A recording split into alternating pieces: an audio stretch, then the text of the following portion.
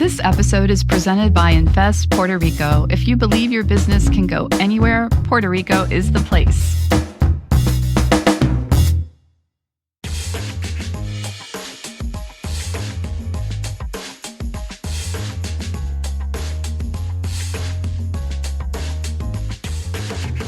Hello and welcome back to Equity, TechCrunch's flagship podcast about the business of startups. Today is June 24th, 2024, and I'm Rebecca Balan, a senior reporter at TechCrunch. This is our Monday show where we take a look at the weekend and get you ready for the week ahead. On today's show, we have Apple's breach of the EU Digital Markets Act, an IPO update, X's verified bot problem, Sir Jackalot's startup for retail traders, and to close out today, Haya has a pitch deck teardown for Feel Therapeutics. Let's get started. Let's dive into the big news that matters. For our first story of the day, Apple has been named the first of tech's so-called gatekeepers to be charged for violating the EU's Digital Markets Act rules. The European Commission defines gatekeepers as large digital platforms that provide core services for consumers and businesses, things like app stores, search engines, and web browsers. In a press release this morning, the Commission announced that it informed Apple of its preliminary view that its App Store rules are in breach of the DMA because they prevent app developers from freely steering consumers to alternative channels for offers and content. The Commission is alleging that Apple's App Store rules don't let developers give customers pricing information in the app or communicate with them about offers available outside the App Store. The charges come after an investigation that was open in March into Apple's App Store rules. According to the Wall Street Journal, regulators said they were also opening probes related to Meta and Google's compliance with the law at the time. The DMA took effect earlier this year with the goal of fostering competition in digital advertising, online search, and app ecosystems. Penalties for breaching the regime can scale up to 10% of global annual turnover, or even 20% for severe repeat offenses. That means Apple could be looking at a fine of up to $38 billion, which is not just a slap on the wrist. Back in September, the EU confirmed 6 mostly US tech giants that are subject to the DMA. Apple was, of course, one of them, alongside Alphabet, Amazon, ByteDance, Meta, and Microsoft.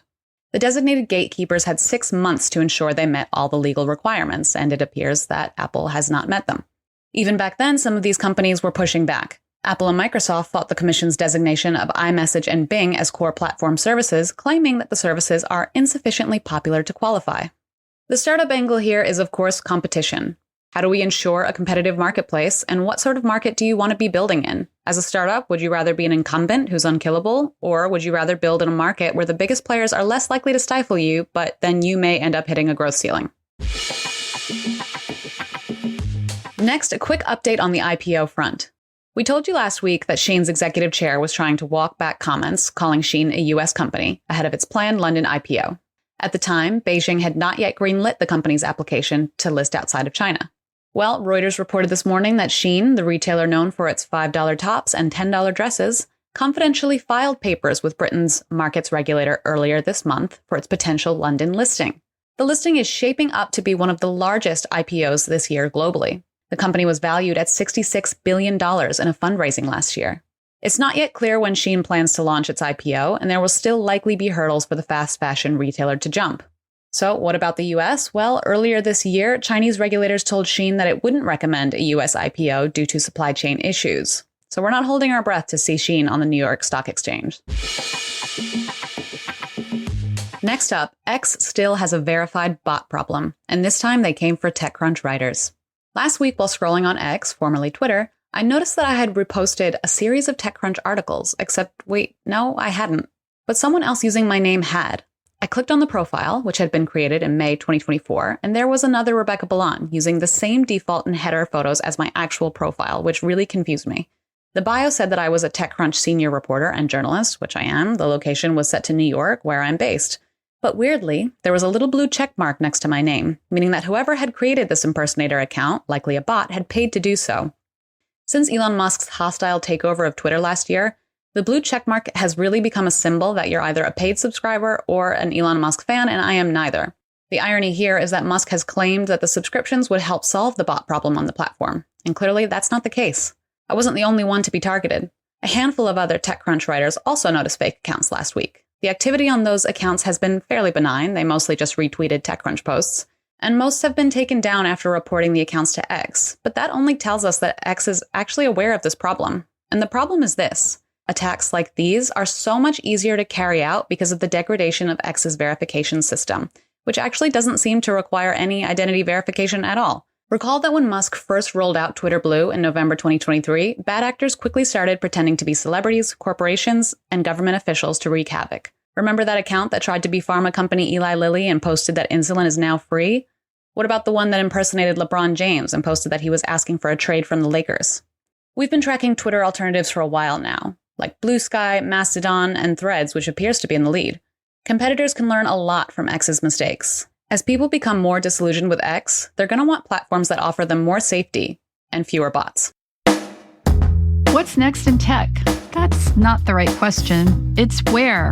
Puerto Rico, where an entrepreneurial ecosystem pulses with connectivity, capability, and possibility, where the most competitive tax incentives in the U.S. fast-track success, and hard work is rewarded with sunsets and turquoise waters. If you believe your business can go anywhere, Puerto Rico is the place. investpr.org/TechCrunch.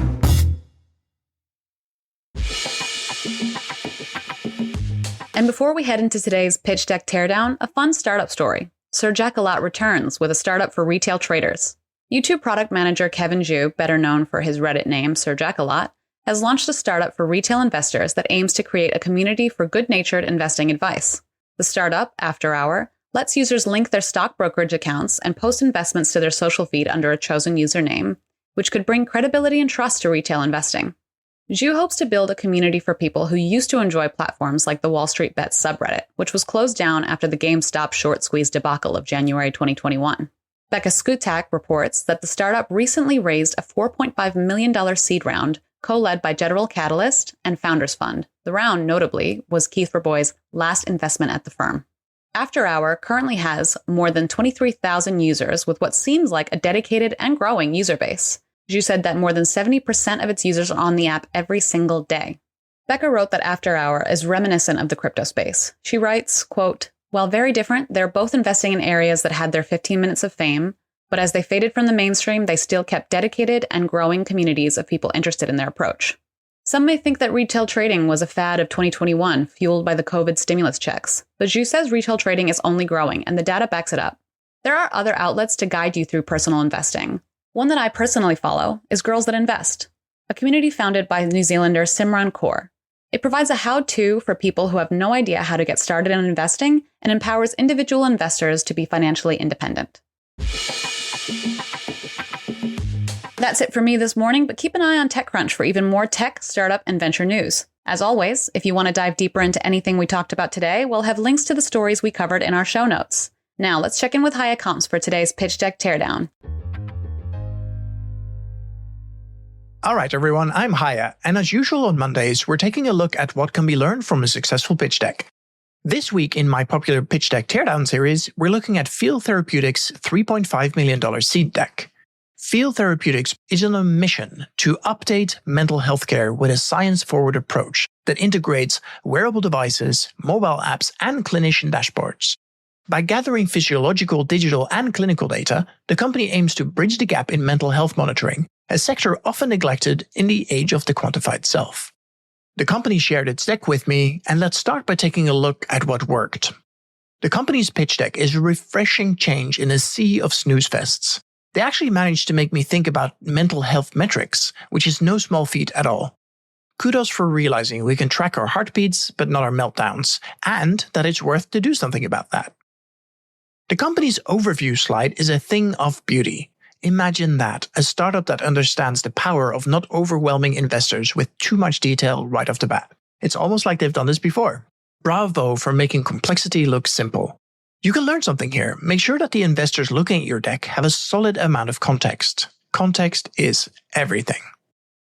Field Therapeutics' traction slide is like the holy grail of investor slides. It has actual numbers and patient reach that doesn't look like they were pulled out of a hat. They even made me Google some medical terms, which I'll grudgingly admit is better than the usual vague hand-waving. Now, it wasn't all perfection, and here's a few things that the company could have improved. Big sigh. Look, everyone has competition, and it was really surprising to me that the company didn't make more out of its competition. There are other people out there that have found ways of getting quantitative data for mental health. And it makes a lot of sense to include that when you're talking about the competitive landscape. Next, let's talk about the company's ask and use of funds slide. It feels like the company just scribbled down a wish list on a napkin after too many drinks. Investors need specifics, not a fuzzy roadmap to nowhere. SMART goals, folks. Have you ever heard of them?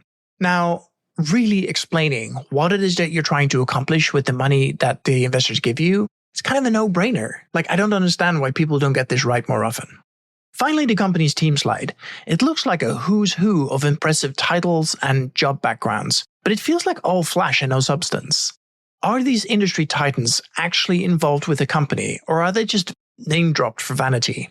Investors need more than a parade of just credentials. They need a team that's in the trenches, that is uniquely suited to run this particular company. If your team slide is unable to tell that part of the story, you either need a better team slide or you need a better team. So just to recap some of the advice here. Metrics for the win. Investors are numbers people, so lean into that and lead with the cold, hard facts. Remember to have a clear introduction. Context is everything. And make sure that you have a little bit of time spent at the beginning of the pitch to set the scene. It pays major dividends so people can follow your story further down the line. And remember traction. Traction is everything. If you have it, shout it from the rooftops. Now, there's a few things to keep in mind as well. For one thing, competition. No company exists in a vacuum. You have to explain how and where you fit in and how you're different from the existing competitors. Remember to really focus on your use of funds. You're asking somebody to crack open their piggy bank to give you a huge stash of cash. Tell them what that buys them. Tell them your plans. Explain why you need the money. And finally, team roles. Help the investors understand who the founding team is and why they're worth placing a bet on. Super important, a little bit too easy to get wrong. All right, you can read the full pitch deck on TechCrunch.com. Check out the link in the show notes. And that's it for today's episode, but don't you worry, Equity will be back on Wednesday. If you want to keep up with us in the meantime, you can follow me on @Haya on X, and Equity is on X and Threads under the handle EquityPod. If you want to submit your pitch deck to the Pitch Deck Teardown, check out today's edition in the show notes and follow the Submit Your Deck link. Thank you again for listening, and we'll talk again soon.